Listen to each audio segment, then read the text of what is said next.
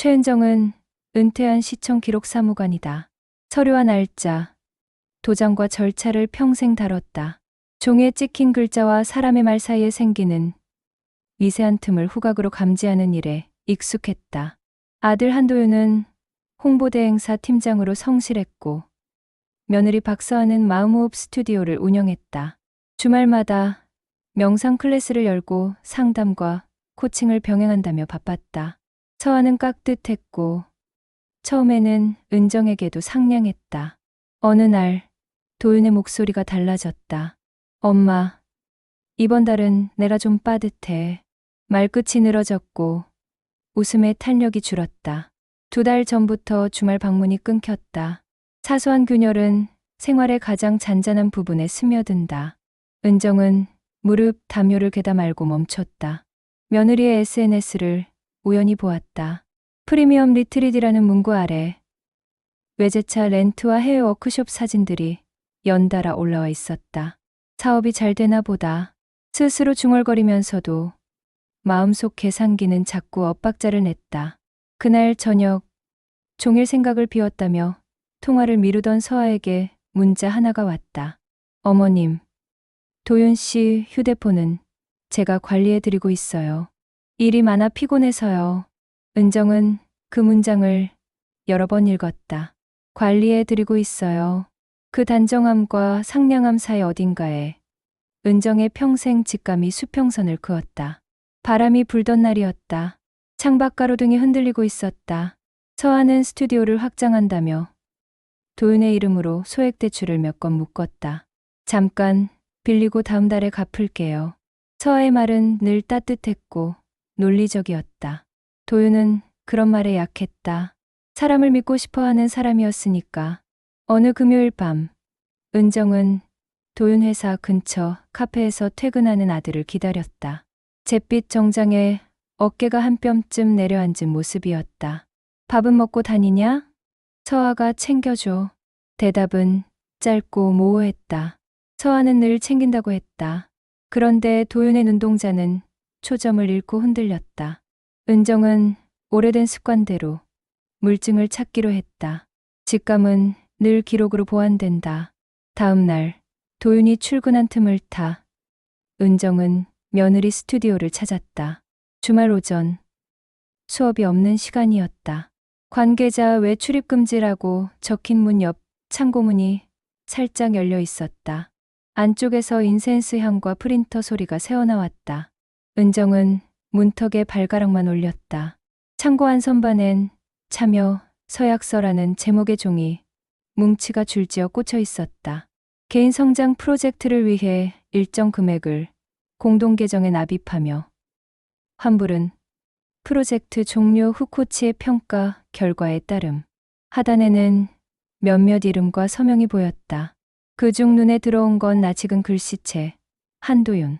서명 옆에는 결제 승인 번호와 해외 결제 문구가 이어졌다. 은정은 사진을 찍지 않았다. 절차적으로 문제될 수 있는 행동은 최대한 피하려 했다. 대신 문구를 손바닥에 적든 마음에 새겼다. 그리고 창고 구석 서랍에 덮인 두꺼운 봉투 하나를 발견했다. 라벨에는 리트리 운영비 비공개라고 적혀 있었다. 은정이 봉투를 만지려던 순간 복도 쪽 발소리가 가까워졌다. 어머님, 서아였다. 향이 더 짙었다. 차나 한잔 할까요? 서아는 부드러웠고 눈웃음은 흔들리지 않았다. 은정은 미소로 대답했고 서늘한 생각을 접었다. 기록은 아직 부족했다.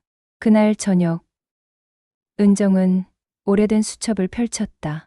도윤과 함께 만든 응급자금 계좌번호를 적어둔 페이지였다.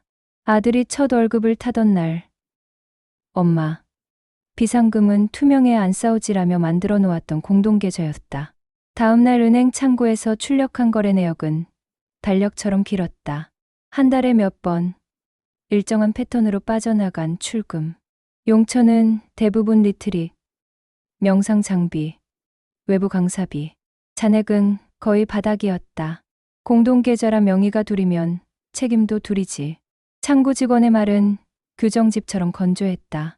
법은 감정의 온도를 측정해 주지 않는다.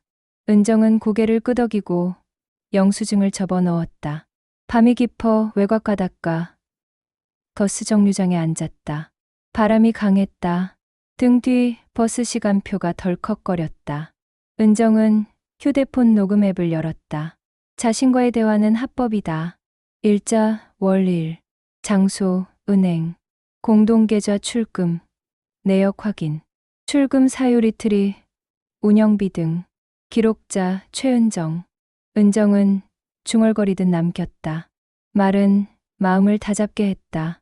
그리고 하얀 봉투에 문구 몇 줄을 적었다.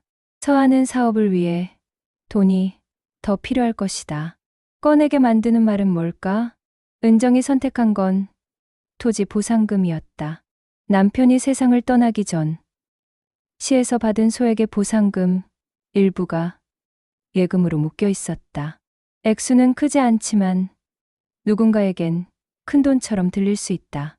며칠 후 은정은 서아에게 전화를 걸었다. 서아야, 지난번에 말한 보상금 정리해보니 곧 찾을 수 있겠더라. 어머님, 그런 큰돈을 제가 도와드릴게요. 서아의 목소리가 반톤 높아졌다. 친절은 더 부드러워졌고 문장 사이 간격은 줄었다. 은정은 그 순간을 기다렸다. 그래, 대신 부탁이 하나 있다. 도윤이 요즘 피곤해 보인다. 하루 쉬게 하고 싶은데 스튜디오 일정 정리해 줄 수 있을까? 물론이죠. 서아는 흔쾌히 수락했다. 미끼는 삼켜졌다. 은정은 손 안에서 녹음 앱을 다시 켰다. 자신의 목소리로 자신의 삶을 기록하는 것. 그것이 은정의 방식이었다. 약속한 주말, 은정은 동네 커뮤니티 센터 상담실을 빌렸다. 갈등 중재 프로그램이 운영되는 벽에 시계와 안내문이 붙은 곳이었다. 규칙이 붙어 있으면 사람은 그 규칙을 의식한다. 도윤이 먼저 도착했다. 옅은 눈 밑 그림자, 정장을 벗은 손목에 얇은 상처 자국.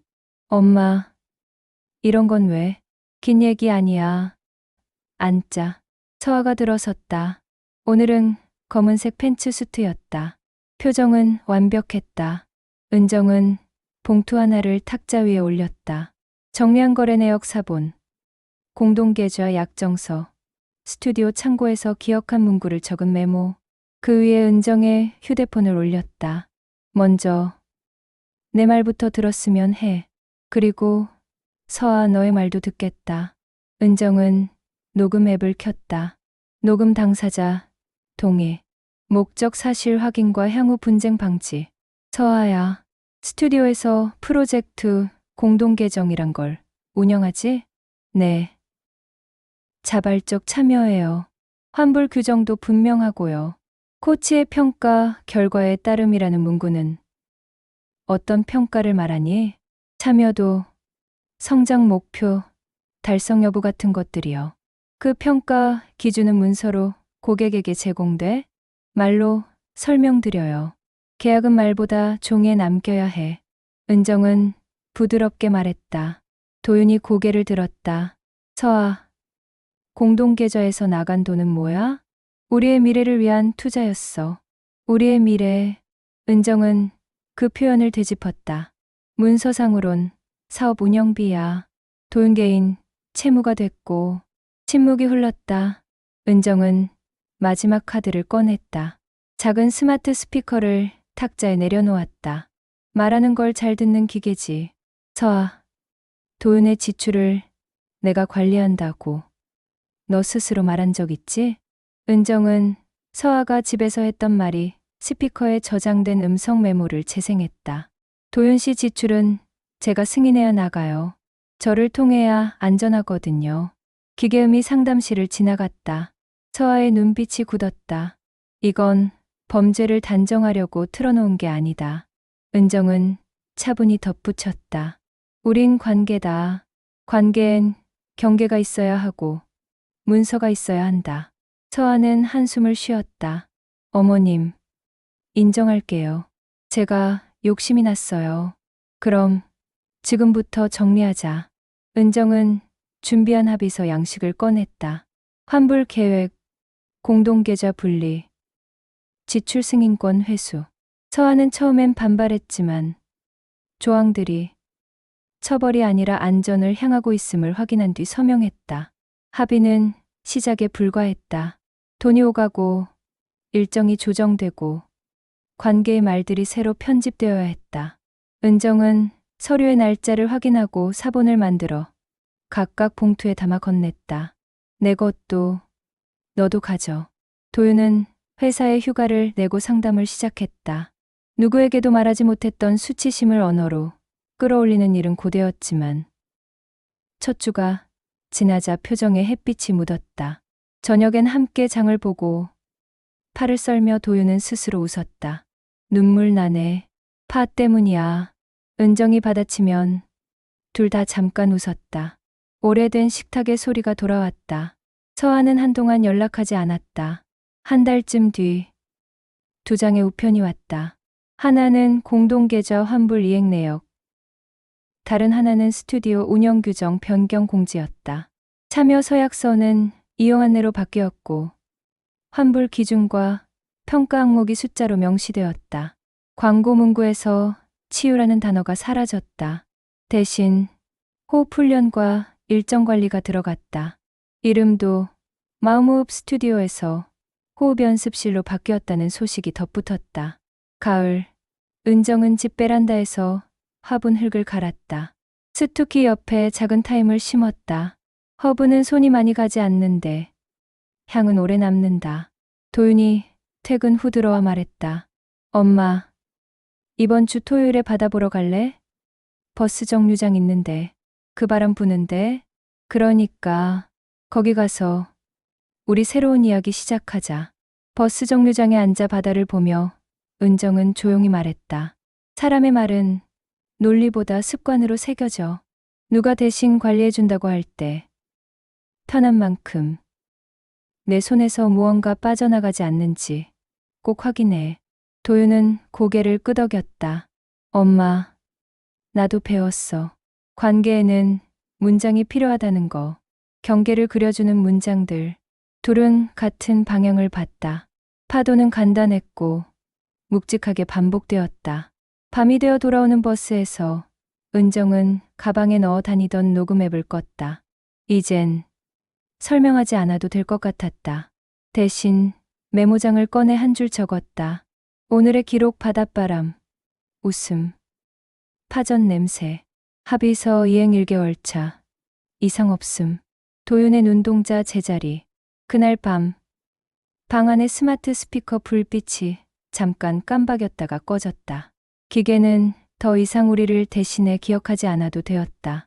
이제는 사람이 스스로의 말과 문장으로 자기 삶을 기록하기로 했으니까.